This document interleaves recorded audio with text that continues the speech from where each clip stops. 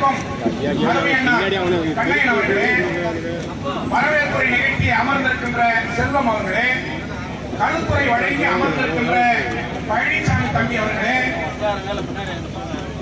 ஏனைய நிர்வாகிகளே, உள்ளத்தால் ஒருவராயும் குடும்பத்தால் பலராய் காணிக்கும். எல்லாரையும் ஒவ்வொரு பேரா சொல்ல முடியல. அதனால நாம எல்லாம் ஒன்றுதான், ஒரே கோரிக்கைகளை தான் மனசில் வச்சுட்டு நம்ம போராடுறோம். அதனால எங்களுக்கு பாதுகாப்பு நல்கி இருக்கின்ற காவல்துறையை சேர்ந்த நண்பர்களே, இந்த இடத்தை கொடுத்த வழங்கிய காவல்துறை உயர் அதிகாரிகளே, அதாவது எங்களுக்கு இந்த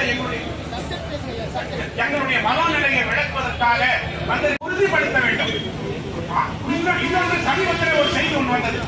மணல் வழங்க மணல் கிடைக்காது, அரசாங்கத்துடைய கொள்கை முடிவு. அரசாங்கத்தில் எந்த கொள்கை முடிவெடுத்தீங்க? யாராண்ட கேட்டீங்க? எங்களை மாதிரி ஆளுநரை கூப்பிட்டு கேட்டீங்களா? கடந்த காலங்களில் நான் வரலாற்றை திருப்பி பார்க்கிறேன். ஜெயலலிதா முதல்வராக இருந்த பொழுது முதலே இந்த மணல் தொழிலை அரசுடைமையாக்கினார்கள். அப்பொழுது முதலில் அழைத்து பேசப்பட்ட நபர் இந்த பன்னீர்செல்வம். ஆனால் அதற்கு மாற்று உபாயம் என்ன, எப்படி அந்த மணல் தொழிலை நடத்துவது என்கின்ற உபாயங்களை எல்லாம் நான் சொல்லியிருந்தேன். அவர்கள் பிடித்திருந்தது. அதே போன்று டாஸ்மாக் தனியாருக்கு கொடுக்கக்கூடாது. அப்ப முதல்ல டாஸ்மாக் எல்லாம் தனியா விட்டுருந்தான். அதெல்லாம் அரசுடைமையாக்க வேண்டும். அப்படி என்றால் அது தரத்தை நீங்கள் என்ன கூப்பிட்டு பேசினாங்க.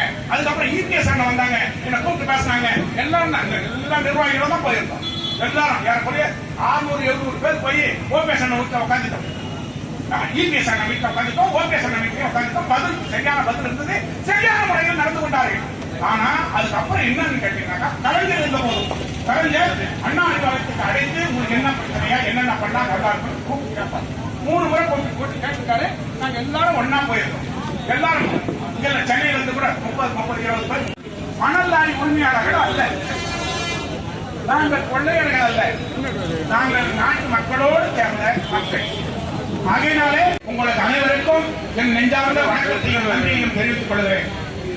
நண்பர்களே, மணல் தொழில் இன்றைக்கு ஒரு பெரிய மணலை தடை செய்வதற்கு அல்லது கனிம வளம் சுரங்க திட்டத்தை தடை செய்வதற்கு மத்திய அரசு, அதாவது ஒன்றிய அரசுக்கு எந்த விதமான